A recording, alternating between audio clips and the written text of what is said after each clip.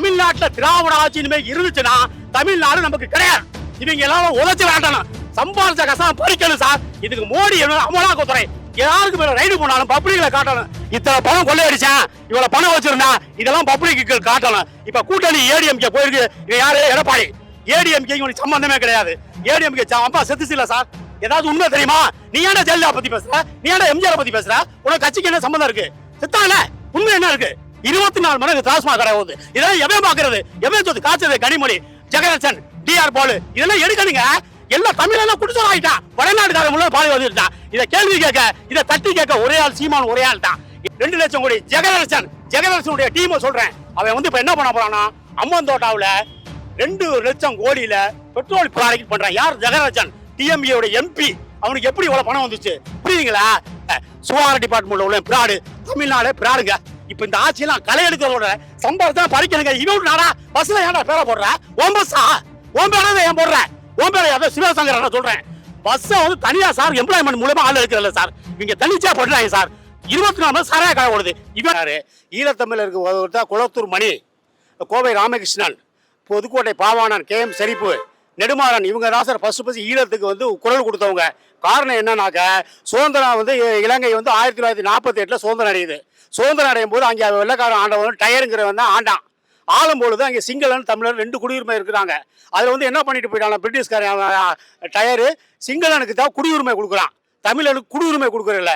போகணும், தோட்டத்தில் வேலை பார்க்கணும். இதே மாதிரி அந்த அடிமைத்தனமாகவே தமிழர்களை வச்சிருக்கும் போது தான் அதுக்கப்புறம் என்ன பண்ணுறாங்க, மீண்டும் எழுது அங்கே உள்ள அரசாங்கம் எந்த வித சலுகையும் கொடுக்கல. வேலை வாய்ப்பு, கல்வி எதுவுமே சமத்துவமாக கொடுக்காதனால அங்கே டெரோ எல்டிடிங்கிற இயக்கம் உருவாகுது சார். இப்படி உருவாக காலத்தில் 77 புரட்சி தலைவர் எம்ஜிஆர் அவர் தமிழ்நாடு சிஎம் ஆகிறாரு. ஏன்னா எம்ஜிஆர் வந்து கண்டியில் நவலப்பட்டில் தான் 1917 பிறந்தார். அதனால ஈழத்தை பிரச்சனை பற்றி ரொம்ப தெரிஞ்சோன்னா பிரபாகரனை தமிழ்நாட்டுக்கு வர சொல்லி வைப்பு ஒரு நிதி உதவி வழங்கலாம்னு வர சொல்றாரு. வந்தவொடனே ரூமுக்குள்ள விட்டு நீங்க எவ்வளவு நாள் பணம் எடுத்துங்க அப்படின்னு பீரோவை திறந்து விட்டு எம்ஜிஆர் எடுத்துக்க சொல்றாரு. அவர் பணம் எடுக்கல. என்ன காரணம் எடுக்கல? எம்ஜி புரட்சி தலைவர் கேட்கும் பொழுது, நானா எடுத்துக்கினா கம்மியா எடுத்துருவேன், நீங்களே எடுத்து கொடுங்க, கூட கொடுப்போம் அப்படின்னு சொல்லிட்டு புரட்சி தலைவர் தான் அப்போ வந்து எல்டிடிக்கு பக்கபலமா நிதி உதவி பண்ணார் சார். அது மட்டும் இல்லாம கல்யாண சுந்தரம், கம்யூனிஸ்ட் கழகத்தை சேர்ந்த கல்யாண சுந்தரம் தொடர்பு கொண்டு நேரா அப்போ வந்து பிரசிடென்ட் ஆஃப் இந்தியாவுக்கு வந்து இந்திரா காந்தி அம்மையார். உடனே இந்திரா காந்தி அம்மையாரை வந்து தொடர்பு கொண்டு கல்யாண சுந்தரம் வந்து ஈழத்தில் வந்து தமிழனுக்கு சம உரிமை கொடுக்கல, அவங்களுக்கு வந்து வழிவகுத்தணும், அவங்களுக்கு பாதுகாப்புக்கு துப்பாக்கி வழங்கணும் அப்படின்னு இந்திரா காந்தியை தொடர்பு கொள்றதுக்கு எம்ஜிஆர் வந்து கல்யாண சுந்தரம் தொடர்பு கொள்றாரு சார். தொடர்பு கொண்டு நேராக இந்திரா காந்தி உடனே என்ன பண்ணுறாங்க, தமிழ்நாடு ஃபுல்லாக புதுக்கோட்டை மாவட்டம் சுற்றி சிவகங்கை எல்லாத்துக்கும் வந்து எல்லாத்துக்கும் ட்ரைனிங் கொடுக்க துப்பாக்கி ஆயுதங்கள் எல்லாம் கொடுத்து வந்த காலகட்டத்தில் அதுக்கப்புறம் இந்திரா காந்தி 83 இறந்துடுறாங்க. அதுக்கப்புறம் வந்து அங்கே 2-3 இயக்கங்கள் இருக்கிறதுனால சரியான ஒரு வழியில் செல்ல முடியலை. இது ஒரு காரணம். அதுக்கப்புறம் 90ல் வந்து ராஜீவ்காந்தி இறப்பு நடக்குது. இறந்தவனை என்ன பண்ணுறாங்க, சம்பந்தப்பட்ட ஆள் யாரால கொன்னா என்ன காரணம் அது எப்படின்னாக்க, இறப்புக்கு என்ன காரணம், எல்டிடி வந்து அங்கே ஒரு 15,000 கிலோமீட்டர் ரெகவர் பண்ணி வச்சுருக்காங்க. எல்டிடி வந்து இலங்கையில் 15,000 கிலோமீட்டர் தன் கட்டுப்பாட்டில் வடக்கு கிழக்கு மாகாணங்கள் தமிழ் இவங்களே ஆள்றாங்க. ஆளுங்கும் போது என்ன காரணத்தினாலனா, அங்கே சிங்களனுக்கு தமிழனுக்கும் ஒரு ஒற்றுமையாக கொடுக்கல. ஏன்னா தனித்தனியாக பிரித்து விட்டுட்டு இவனுக்கு வேலை வாய்ப்பு கொடுக்குறது இல்லை, தனியாக பிரித்து கொடுத்துட்டான். அதனால சிங்களன் வந்து தமிழனை வந்து அதிகமாக துன்புறுத்தி ஈழப்படுகொலை பால்வனை பல்வேறு துறையிலையும் அசிங்கப்படுத்தினால தான் அங்கே இலக்கங்க எல்டிடி இயக்கம் உருவாகுது. அதுக்கு ஃபுல்லாக தமிழ்நாடு சப்போர்ட்டெல்லாம் இருக்கும்போது 90ஸ்ல வந்து ராஜீவ்காந்தி இறப்புக்கு அப்புறம் அது இவங்க தான் பண்ணுனாங்க அப்படின்னு சொல்லிட்டு அப்போ வந்து என்ன பண்ணுறாங்க, காங்கிரஸ் ஆட்சி வருது. சோனியா காந்தி தலைமையில் மன்மோகன் சிங் தான் பிரசிடென்ட் ஆஃப் பிரதம மந்திரி. இப்படி இருக்க போகிற காலத்தில் அவர் நிதியமைச்சர் சிதம்பரம். புரியுங்களா? என்ன பண்ணுறாங்க அப்படின்னாக்க, ஈழத்தில் வந்து நம்ம ஆட்சி முடிகிறக்குள்ள ஈழத்து தமிழெல்லாம் கொல்லணும் அப்படின்னு 4000 கோடி பணத்தை சுப்ரமணிய கிருஷ்ண இது நம்ம யார் சிதம்பரம் மணிசங்கர் ஐயருங்க, அவர் கும்பகோணத்து எம்பி. இவங்க 2 பேரும் என்ன பண்ணுறாங்கன்னா, ஈழத்தில் போய் சிங்களன்ட்ட ராஜா பேச்சை கிட்ட பணத்தை கொடுக்குறாங்க. 4000 கோடியை வந்து, அதாவது எங்கள் ஆட்சி முடிகிறக்குள்ள தமிழ் ஈழத்தை க்ளோஸ் பண்ணணும் அப்படின்னு ஒரு அமௌண்ட் கொடுத்து அதெல்லாமே ரேடார்ஸ் கொடுக்குறாங்க.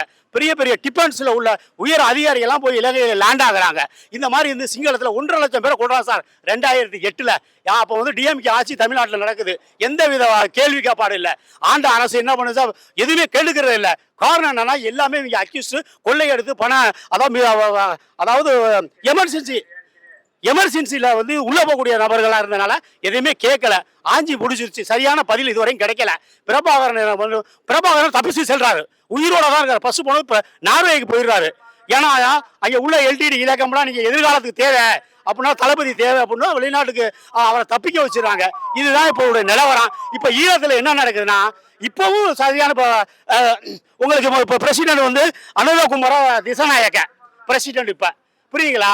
இவர் என்ன பண்றாருனாக்க இப்போ நடந்த பெகல்காம் தாக்குதல் கூட நடுநிலையா இருக்கிறார். அங்க அதாவது தமிழீழம் விடுதலை புலி இயக்கம் அடிப்படும் போது அவங்களுக்கு இடத்தை எல்லாம் ரெக்கவர் பண்ணி வச்சிருக்காங்க. எல்லாம் சிங்கள பேரினவாதிகள் அவங்க இடத்துல இன்ன வரையும் கொடுக்கல. சில பேர் கடத்தி கொண்டு போனவங்களே உண்மை தன்மை யாரும் கிடையாது. ஐநா சபைகளையும் அதுக்கு உண்டான வழிமுறையும் கிடைக்கல. வேற வழி இல்லாம இப்போ காலகட்டத்துக்கு ஒரு காலத்தில் எம்ஜிஆர் நம்பினாங்க இலங்கையில. இப்போ வந்து சீமான் செந்தமிழ் சீமானை வந்து மனப்பூர்வமா நம்புறனால இவர் கிட்டத்தட்ட ஒரு 13 ஆண்டுகளாக 2000 இருந்து 13 ஆண்டுகளமா இப்ப களத்துல நிற்கிறாரு. ஜெயிக்கணுங்கிற எண்ணத்திலேயெல்லாம் கிடையாது. அதாவது தமிழினத்துக்கு ஒரு சரியான ஒரு பாதுகாப்பு வேணும், ஒரு கட்டமைப்பு அமைக்கணும். நம்ம தொப்புளுக்குடைய உறவுகள் சில இலங்கையில் இருக்காங்க அப்படிங்கிறத ஒரு கட்டமைப்பு. இப்போ என்னன்னாக்கா வந்து 1974 கச்சத்தீவை வந்து கலைஞர் பிள்ளை இந்திரா காந்தி அம்மையார் கொள்முதல் பண்ணிட்டான், கொடுத்து விட்டாரு கலைஞர். எந்த வித அதாவது ஒரு ஸ்டேட்ல உள்ள லேண்டை வந்து இன்னொரு நாடு கொடுக்கணும்னா அந்த ஸ்டேட்டு அந்த அதிக கவர்னர் ஜெனரல் ஒப்புதல் கொடுத்தா தான் கொடுக்கணும். தன்னிச்சையா வேற வழியில் இந்திரா காந்தி அம்மா ஜனாதிபதியாக இருந்த பண்டாரநாயகர் இருந்தாங்க அப்ப பிரசிடென்டா. அதாவது அந்த நாட்டில் வந்து இலங்கையில் வந்து பலவீனம் பண்டாரநாயகம் உண்டு. அதனால இந்திரா காந்தி அம்மா கச்சத்தீவை 255 ஏக்கர் சார் அது. அதாவது சிஎம் கேட்காம யார கலைஞரை கேட்காம கவர்னரை கேட்காம தன்னிச்சையா ஒரு நாட்டை எடுத்து அப்புறம் கொடுக்குறாங்க. இதை எதிர்த்து இவர் கலைஞர் கேட்கல. காரணம்னா இவெல்லாம் வந்து அதிக கொள்ளையடிச்சு லாவண்யம் கொள்ளையடிச்சதுனால இவர் வந்து எமர்ஜென்சியில லிஸ்ட்ல இருக்காரு. அவங்க கேட்டாக்க கலைஞர் குடும்பம் உள்ள போயிடும். அதாவது தமிழர்களது சாவுக்கும் எல்லா பொறுப்புமே திராவிட முன்னேற்ற கழகம் தான் சார் முழு முயற்சி. ஒரு வேறு காரணமே இல்லை. இப்போ உள்ள காலகட்டத்துக்கு சீமான் இப்போ பொதுவாக வந்து எல்லாத்தையும் இது தமிழ்நாட்டில் என்னென்ன நடக்குதுன்னா அதாவது கனிம வளம் புரியுங்களா, இயற்கை வளங்கள், மணல் எல்லாமே கொள்ளையடிக்கப்படுகிறது அந்த திராவிட ஆட்சியினால. அதாவது எம்ஜிஆர் 77க்கு அப்புறம் காமராஜ் 1954 இருந்து 65 வரை காமராஜர் இருந்தார் சார். அவர் காலத்துல தான் தமிழ்நாடு இண்டஸ்ட்ரீஸ் எல்லாம் டெவலப்மெண்ட் ஆச்சு.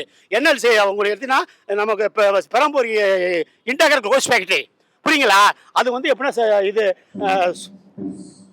வெளிநாட்டு சுற்றுப்பயணம் போயிட்டு வந்து அதை ஆரம்பிக்கிறாரு. அது இல்லாமல் திருச்சி பிஹெச்எல், என்எல்சி, கல்பாக்கம் அலான்மெண்ட் நிலையம், இதெல்லாம உங்களுக்கு இது வந்து காரைக்குடியில் வந்து இது சிக்கரை யூனிட், அதெல்லாம ஆடுதுறை இதில் மணலை வந்து ரீசர்ச் பண்ணக்கூடிய ஒரு யூனிட்.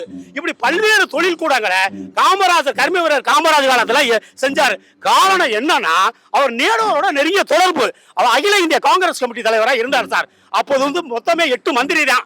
நல்லா கேட்டுக்கங்க, 8 மினிஸ்டர் தான் புரியுங்களா. அப்போ ஸ்டைபண்ட் வந்து 560 ரூபா தான் ஸ்டைபண்ட், பென்ஷன் கிடையாது. இந்த மாதிரி அவங்க என்ன நாட்டை வளர்ச்சி அடையணும், தொழிற்கூடமா ஆக்கணும் அப்படின்னு சொல்லிட்டு அவர் காலத்துல தான் 13 டேம் கட்டினாங்க புரியுங்களா.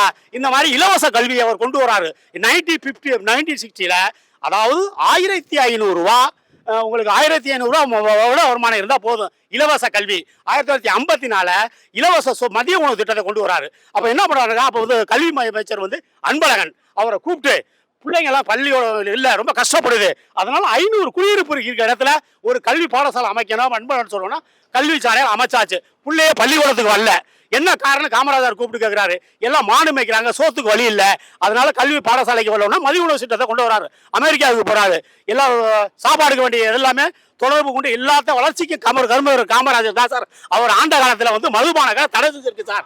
அதுக்கப்புறம் உங்களுக்கு 67 சிஎன் அண்ணாதுரை வந்து தமிழக சிஎம் ஆகிறார் சார். அதுக்கு மூல காரணம் புரட்சித் தலைவர் எம்ஜிஆர் சினிமா துறையில இருந்து உங்களுக்கு என்ன கஷ்டப்பட்டு வந்து அவருக்கு பொதுச் செயலாளராக கொள்கை பரப்பு செயலாளராக வர்றாரு. அவர் காலத்துல தான் கலைஞர் வந்து உங்களுக்கு வந்து குளித்தலையில ஃபர்ஸ்ட் எம்எல்ஏ 1957 கலைஞர் எம்எல்ஏ ஆகிற காரணம் புரட்சித் தலைவர் எம்ஜிஆர். அதுக்கப்புறம் உங்களுக்கு சிஎம் இவர் வந்தோடனே நான் ரூபாய்க்கு ஒரு ரூபாய்க்கு படி அரிசி போடுறேன்னாரு சிஎன் அண்ணாதுரை. ஜெயிச்சாச்சு, அரிசி போட்டாங்க.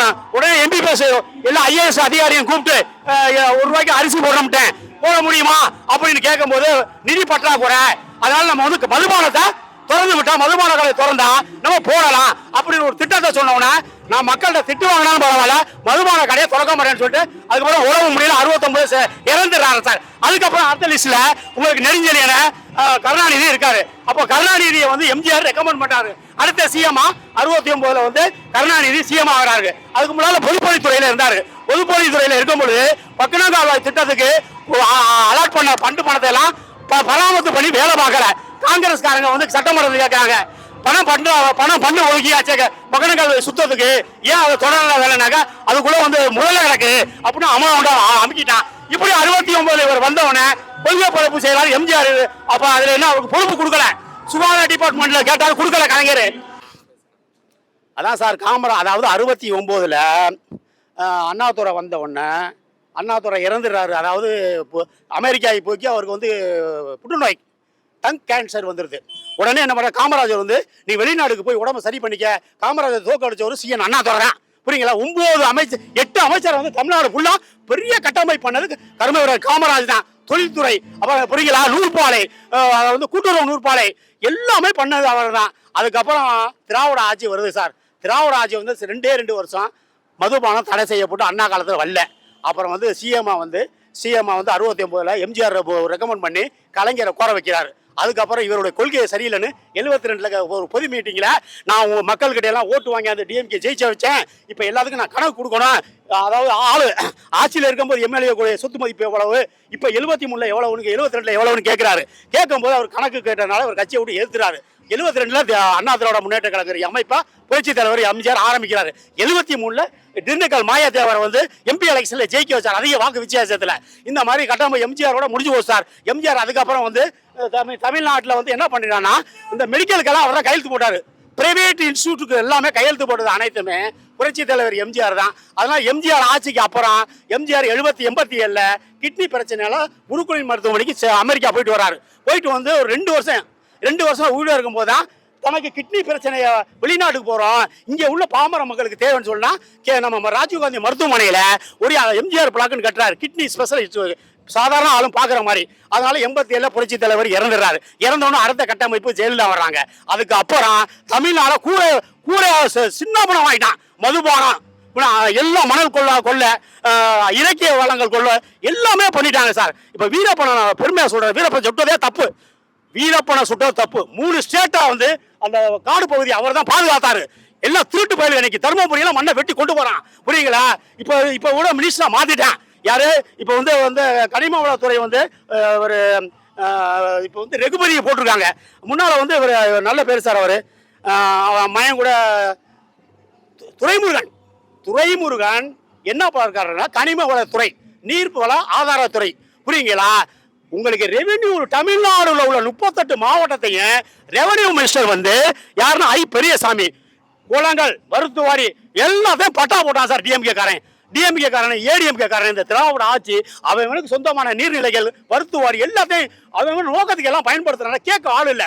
ஒரே தலைவர் சீமான் வந்துதான் எதா இருந்தாலும் நீ பேண வைக்காத, நீ செலவு வைக்காத, இதெல்லாம் உழைப்பேன் அதிரடியா இன்னைக்கு பாதுகாக்கக்கூடிய ஒரே ஆள் சீமான் தான். எத்தனை பேரும் ஒரு நாட்டுக்கு ஆளா வந்திருக்கலாம். அதனால சீமான் பங்கு அதிரடியா இதை செய்வேன் அப்படின்னு ஸ்பாட்டு களத்துக்கு வர ஒரே ஆள் சீமான் தான். நான் ஏக காலத்தில் நான் வந்து பிரபாகரன் குரூப்ல கோவை ராமகிருஷ்ணன் குரூப்ல இருந்ததுனால இன்னைக்கு அவரை நான் பார்க்க வந்திருக்கேன். நான் அந்த கட்சியில இல்லைனால சப்போர்ட் பண்ணுவேன். இன்னைக்கு வந்து படுகொலை இதுக்கு ஒரு பெரிய பேர் உரை ஆற்றணும்னு ஒரு மீட்டிங் போட்டோன்னு நேற்று யூடியூப்ல பார்த்து இங்கே இந்த மீட்டிங் வந்திருக்கிறேன். அதாவது சீமானுடைய பங்கு என்னன்னா தமிழ்நாட்டில் முக்கியம். இலங்கையிலையும் இவரை எதிர்பார்க்குறாங்க. இப்போ எப்படின்னா இலங்கைக்கு பிரதம மந்திரி அங்கே போனார் அனுரகுமார் திசாநாயக்கா. வடக்கு மாகாணம் கிழக்கு மாகாணத்துல உள்ள கூட்டிட்டு போல. அங்க வந்து என்னன்னு பண்றாங்கன்னா தமிழருக்கு இன்னும் சம உரிமை கொடுக்கல. தமிழர்கிட்ட சிங்களம் பிடிச்ச இடத்துல கொடுக்கல. எந்த பணமா இருந்தாலும் இனிமே நீ வந்து இலங்கைக்கு நிதி உதவி பண்ணக்கூடாது. மத்திய அரசை நான் கடுமையா கண்டிக்கிறேன். புரியுங்களா? எந்த நாட்டுக்கு நிதி உதவி பண்ணக்கூடாது. இந்த பல்கலாம் இதுக்கெல்லாம் நடுநிலையா போயிட்டான். பகல்காம் ஸ்ரீநகர் தாக்குதலுக்கு இந்தியா வந்து எந்த நாட்டுக்கு எதுவும் பண்ணக்கூடாது சார். மோடிக்கு நான் வன்மையா கண்டிக்கிறேன் சார். எவையுமே மந்திரிக்கு சம்பாதிச்சதெல்லாம் டிஎம்கே ஏடிஎம்கே எல்லாம் போய்பட்டுன்னா உங்களுக்கு வந்து துரைமுருகன் 2 லட்சம் கோடி ஜெகதர்சனுடைய டீமை சொல்றேன். அவன் வந்து இப்ப என்ன பண்ண போறான்னா அம்மந்தோட்டாவில் 2 லட்சம் கோடியில பெட்ரோல் ப்ராடக்ட் பண்றான். யார்? ஜெகதர்சன், டிஎம்ஏ எம்பி. அவனுக்கு எப்படி இவ்வளவு பணம் வந்துச்சு? புரியுதுங்களா?